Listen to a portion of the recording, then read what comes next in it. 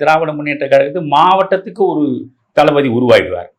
அண்ணா காலத்திலேருந்தே அவங்க தான் நிற்பார். நாடாளுமன்றத்தில் இவர் தான் நிற்பார், சட்டமன்றத்தில் இவர் தான் நிற்பார். இங்கேருந்தே சொல்லிடலாம். அது மாதிரி காங்கிரஸில் சர்வசாதாரணமாக சொல்லலாம், இன்ன வரைக்கும் சொல்லலாம். அதான் கொடுமை. சிவகங்கையா சிதம்பரம் தான் நிற்பார், சிதம்பரம் நிற்கலன்னா சிதம்பரத்துடைய மகன் தான் நிற்பார். இப்படி ஒன்று ஒன்றா நீங்கள் அன்னையிலேருந்து ஆரம்பித்து உட்கார்ந்த இடத்துலையே இன்னன்னார் இன்னென்ன தொகுதி அப்படின்னு நம்ம சொல்லலாம். மாற்றமே இருக்காது.